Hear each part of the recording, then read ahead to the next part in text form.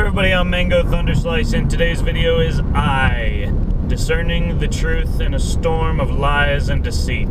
Subtitle, Body of Light, Armor of God, Part 1. And so, yes, this is kind of a video that I've been meaning to make for a couple weeks, but there's been more salacious things, and obviously, all the things we've been talking about that, of course, have great attention and great, focus right now.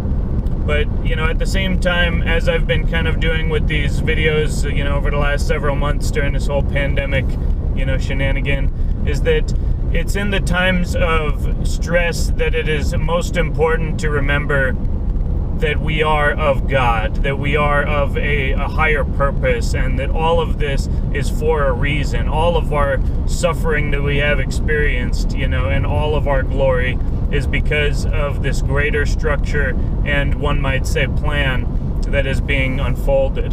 And it's so woven into the fabric of reality.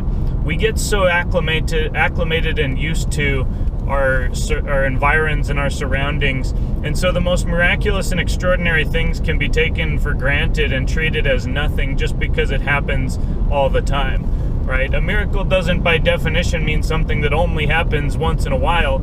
It means something that doesn't have to happen, but for some reason it does. And at least that's my definition. I think it's a better definition than most people's.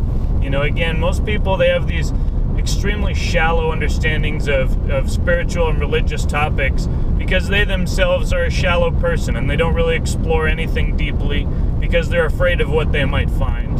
Perhaps it is because of an internal trauma. They don't want to dig deeply into anything, including themselves, because they are very afraid of what they will find. And on some subconscious level, we know, right? Our body knows things that our conscious mind does not know.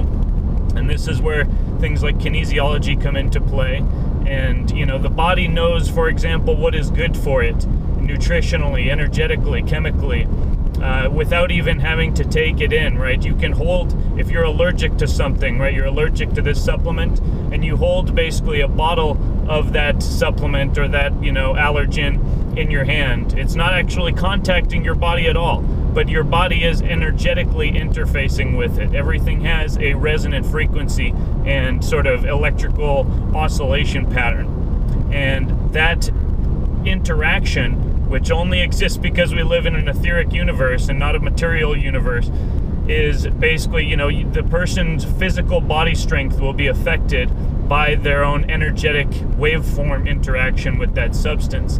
And so basically, I used to work in a supplement store. I worked in a couple, actually, and, I'd see people, the more kind of hip to this kinesiology, I'd see them just standing around the store and holding, essentially, a bottle of a supplement out, at a 90-degree angle and just kind of testing their arm strength, which is basically one of the practices. And what they were doing was using that body knowledge, that energetic interface to actually discern if a supplement was good for them or not.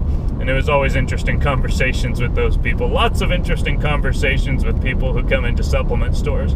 Because by default, you're dealing with someone who either is or knows someone who takes direct, at least some level, some degree of direct accountability for their health and their wellness. And that is, absolutely a prerequisite to entry into the kingdom of heaven and to participating in this grand, this grand story and drama.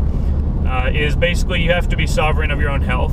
There are people, the people who are hopelessly ensnared by this COVID, basically shenanigan as well, and the people who think we should shut down society because, the boogeyman is out there, basically might kill one person out of 100,000 who was already 88 years old and had emphysema and pneumonia at the time.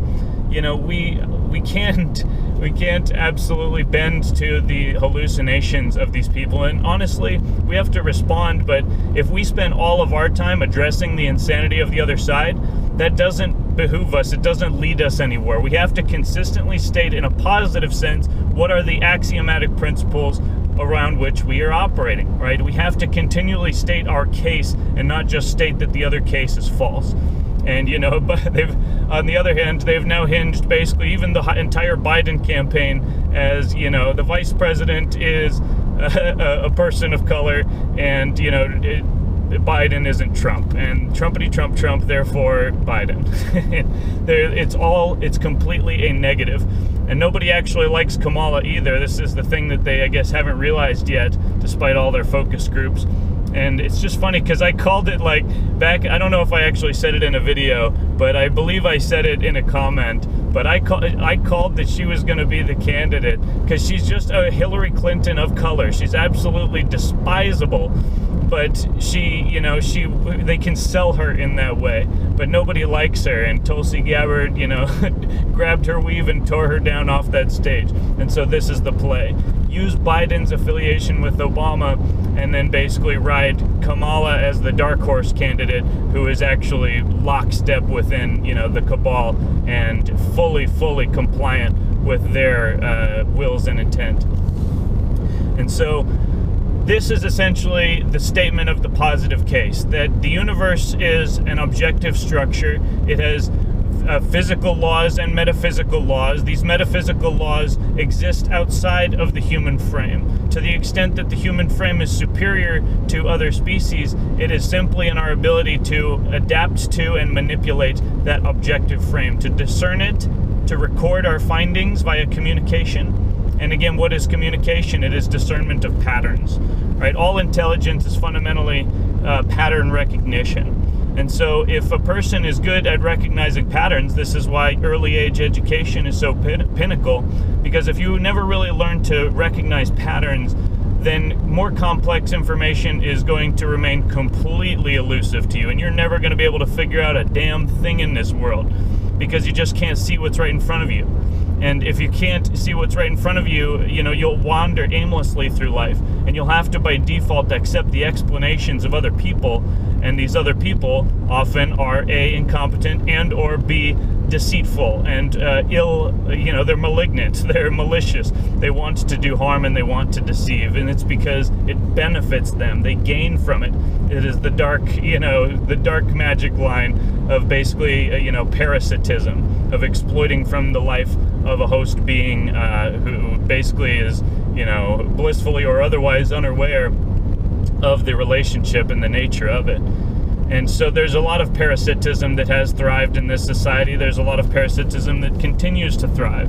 But ultimately, what solves parasitism very easily is having open eyes and seeing, hey, dude, you got a leech on your shoulder, bro.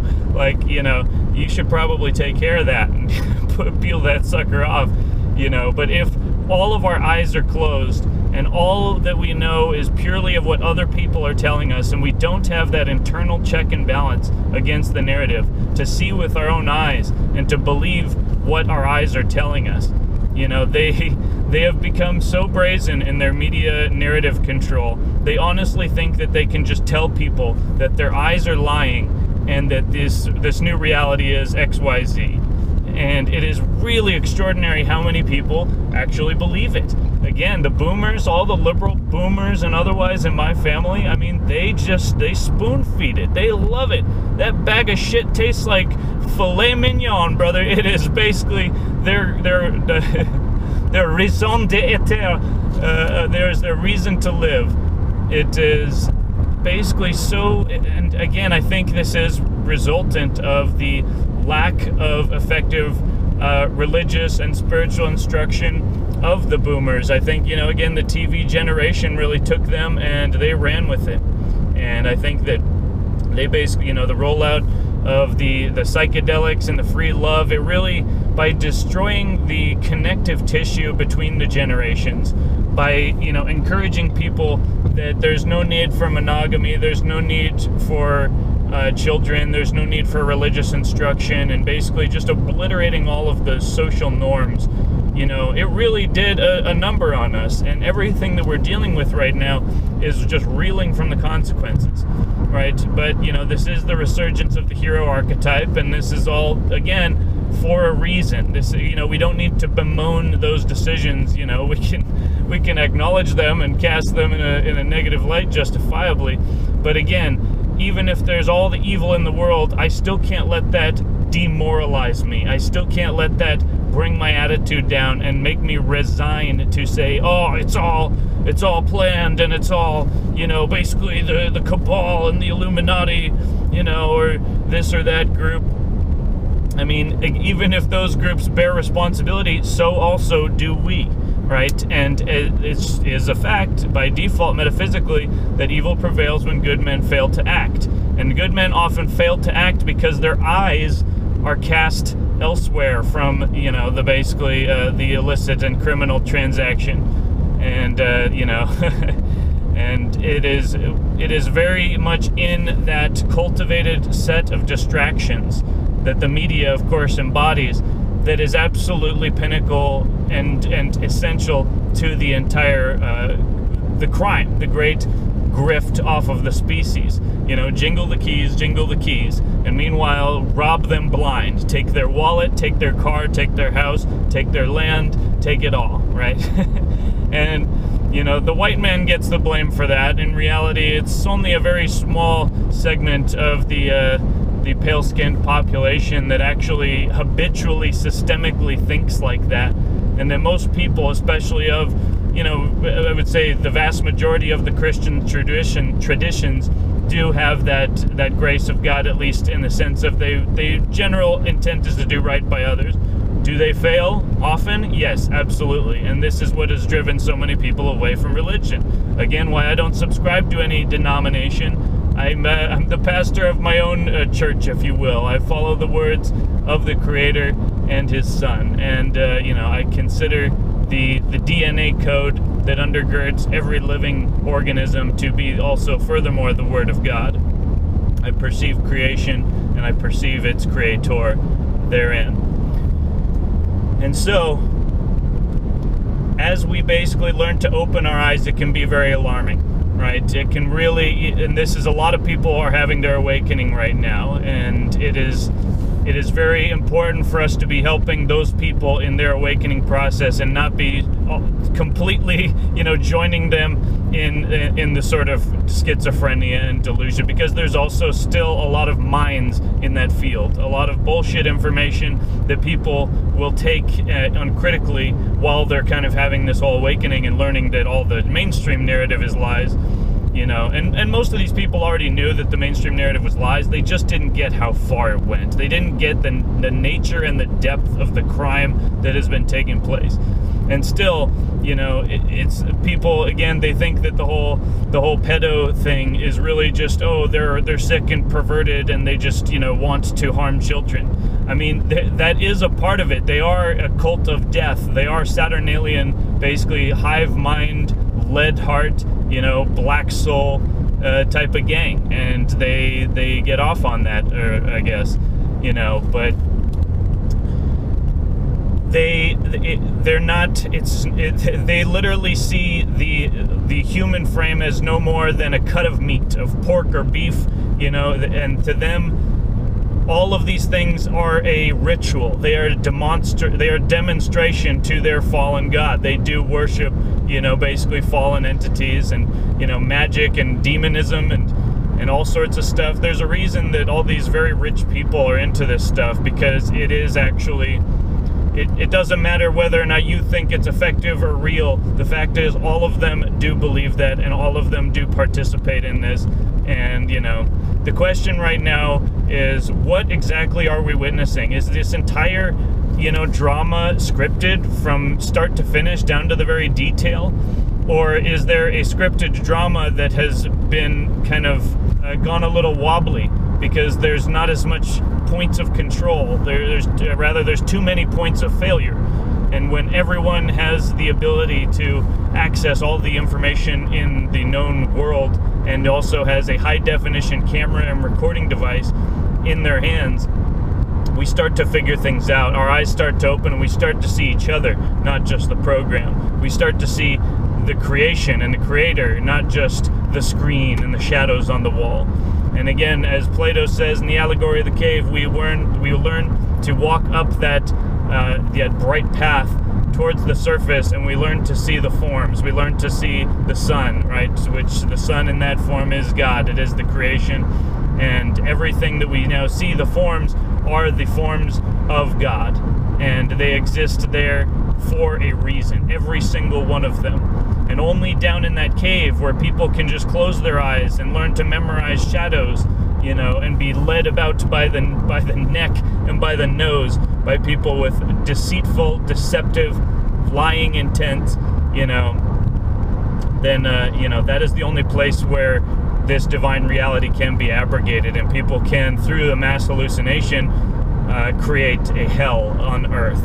But that is not our nature, and that is not our destiny. Our destiny is paradise on this earth, not just to be the children of paradise, but to be its parents, and to learn to be creators ourselves as we, you know, most likely expand beyond this planet, and we learn to, you know, seed the universe in the same way that this planet was probably originally seeded by the proto-superhumans, right? Or as they said, Elohim, the gods.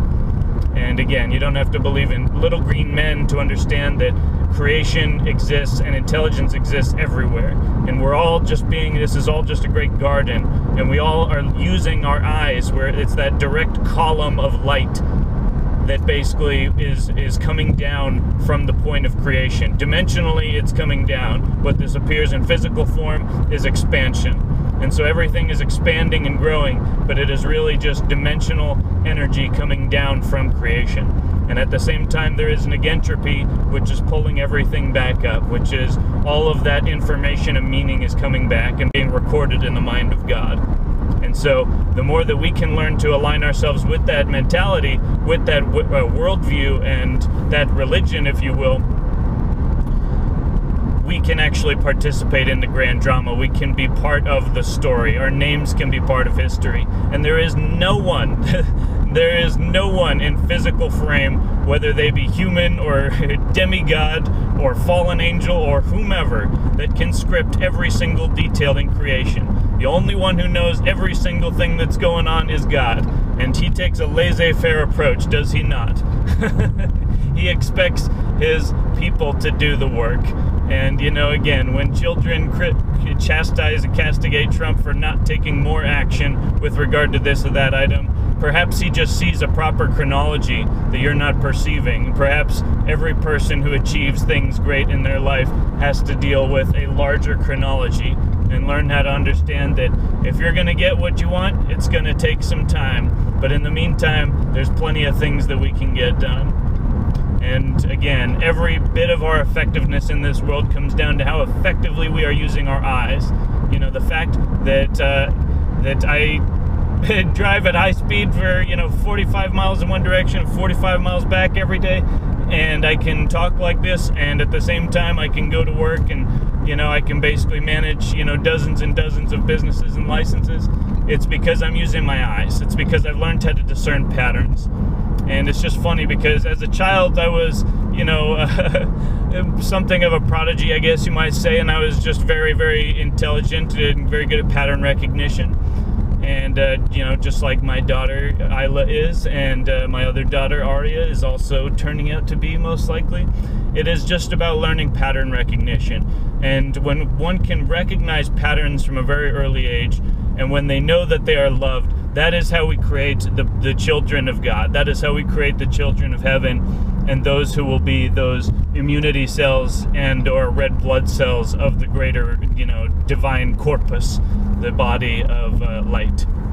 And we can learn the lessons of the past, all of them, without basically, you know, losing our heads and becoming insular, you know, Branch Davidian type, you know, people who can't interact with people. We can understand that there is kind of something that gets lost in translation. So in order to really reach to people, we have to find a common language.